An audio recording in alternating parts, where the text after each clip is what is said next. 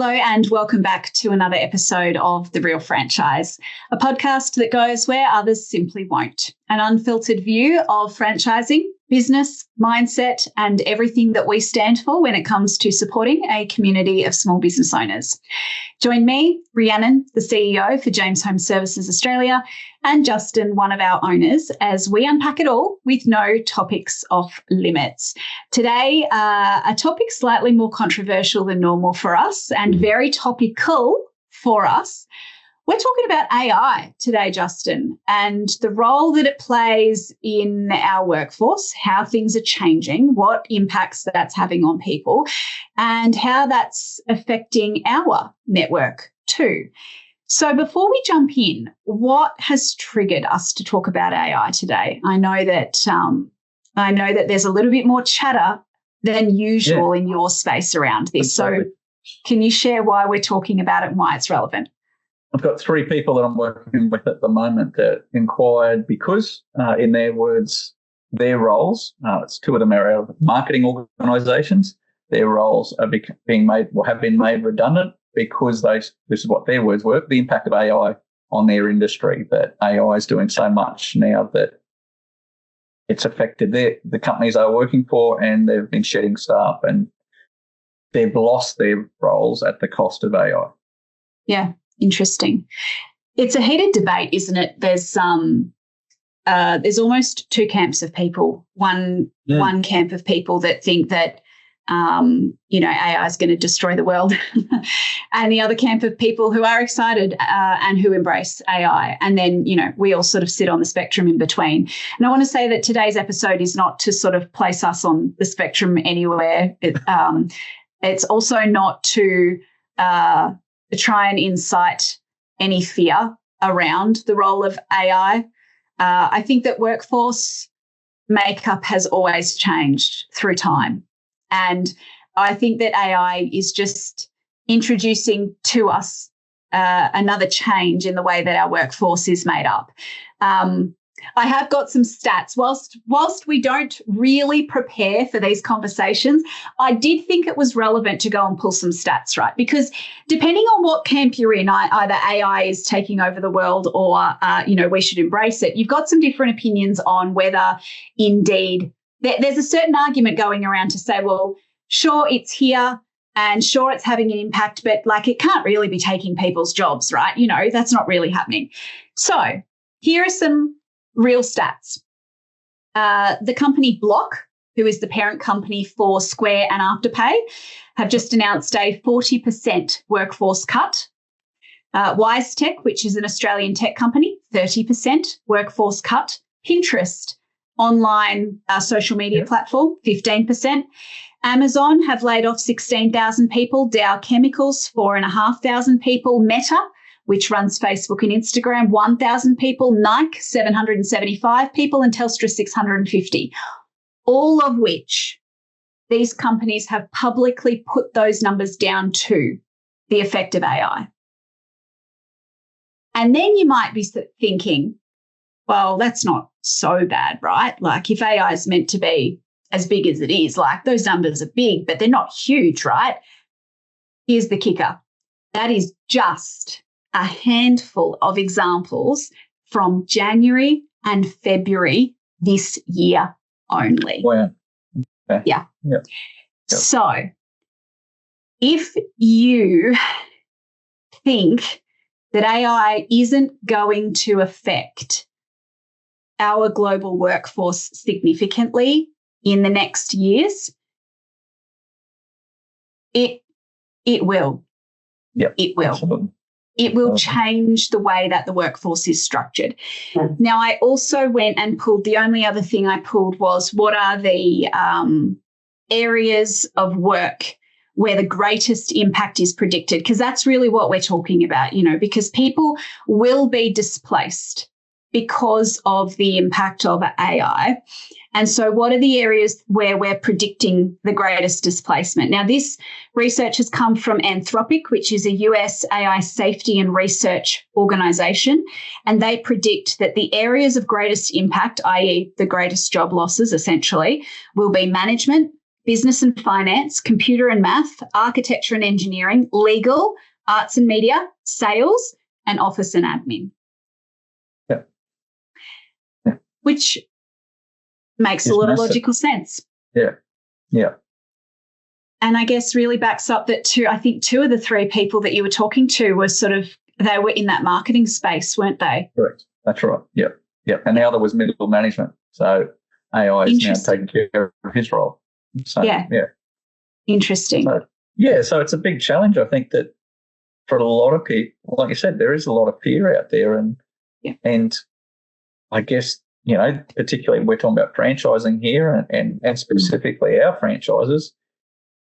So I know you use AI so much, and I've been dragged along, and now I'm using it more and more. We just bought a new home, and I love fishing and creek out the front, and I just had the idea yesterday to put in, it's just incredible the help. And it did up a whole map of where I should be fishing in this particular creek and what I should be targeting, what I should be using. Like, it would have cost me years of building that knowledge from talking to local people to get that knowledge, and bang, it's able to pull all this information. Just incredible. Yeah. So how do you feel as our CEO that AI could impact our businesses? I think there's two levels to this question. I think the first level is how will it impact our head office operations? And then the second level is how will it impact our individual business owners? Yes. And so I'll talk quickly about head office, but then I really want to focus on our business owners, because probably for anybody listening, that's really what you're here for. So at a head office level, frankly, I would say every single member of our head office team uses AI now as part of their role. And indeed, I have run now multiple sessions with members of our team actually teaching professional constructive use of AI, because it's here, it's really helpful, and to not embrace it is to miss the opportunity to become a little bit more efficient, challenge your own thinking, get slightly better outcomes in the role that you're doing. I see that AI has really helped our organisation in all of those areas, really. It challenges our thinking. If we've got an idea or a concept, you go and you talk to ChatGPT and you say, what do you think about this? And it gives you some other things to think about. It helps us with basic scripting of emails and documents and procedures, frankly. Things like we've just rewritten all of our cleaning procedures, and we wrote the procedures, but then we ran it through AI to make sure that those procedures were consistent, they were thorough, we hadn't missed any steps, and it was a really helpful catch-all. So at a head office level, enormously helpful. I will also say that what I have observed is that AI can send you down completely the wrong garden path if you're not using it correctly. And so I think that as quick as I am to sing its praises in a lot of respects, I also think that this is the key takeaway. It is never going to remove the need for people to problem solve and think critically about how to deliver outcomes in their roles. So personally, I have no concern about my job because AI can't think the way that I think. I have no concern that AI will ever cause us not to need business coaches. Sure, AI can tell you how to start a business, but our business coaches can't be replaced. You can't get their amount of experience and compassion and empathy and your hands-on willingness to help. You can't get that in a piece of software. So it's helpful, but it's not the be-all and end-all. If I switch to our business owners, I will say that at the same time that I pulled those earlier stats, I also asked Google how many cleaning jobs had been lost to AI, and the answer was 0. So AI cannot replace physical labour.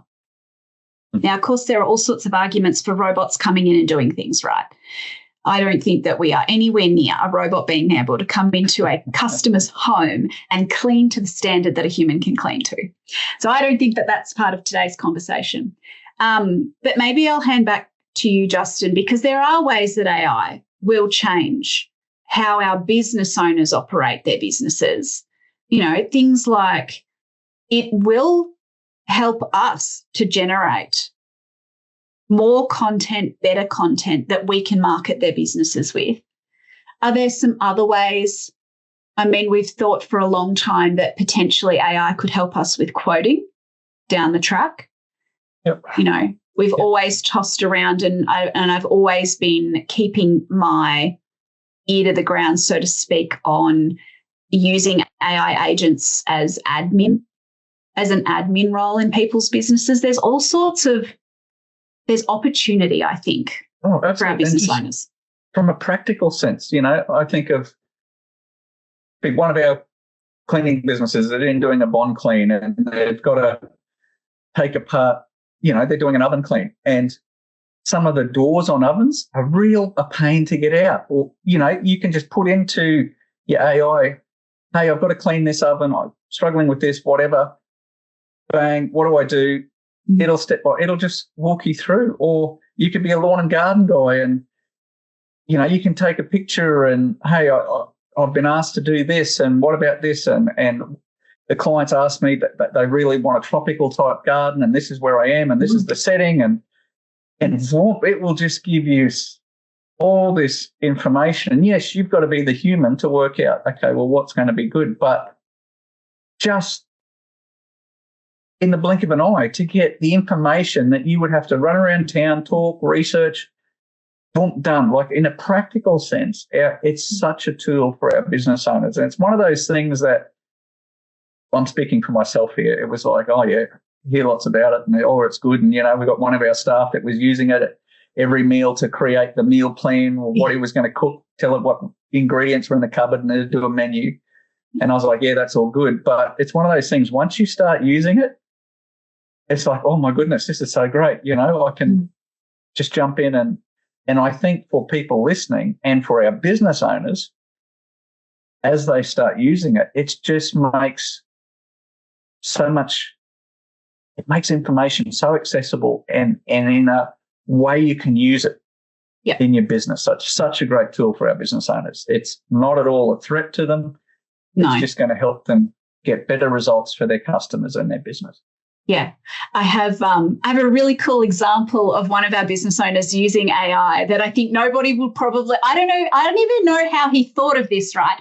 But it was one of our lawnies, and he dropped either a screw or a key into like a driveway that was like white and grey gravel. And he was having one hell of a time trying to find this darn thing, right? And so he got out his phone, he took a photo, he uploaded it into AI, and he asked AI, he said, I've dropped a key, can you find it? AI found it within seconds, and it was exactly where AI pointed to it being in the photo. I love that example. And it is an example because he shared it with our network, and he said, I had already spent 10 minutes on my hands and knees looking for this thing. And then AI in like 2 seconds told me where to find it. And I think that's such a good example of what AI can do. Yes, definitely there are areas of our workforce who will find themselves and their roles challenged and or displaced or changing rapidly because of AI. But there are other areas of our workforce that, and our businesses fall into this, AI will support them in their businesses' operations so incredibly much. And we probably can't even fathom completely just how much AI will support those businesses to operate into the future. Yep.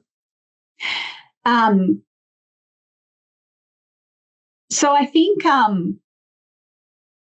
it is important just to remember this all in context, you know, and these people that have reached out to you and commented in the last few weeks, hey, my job's being displaced by AI.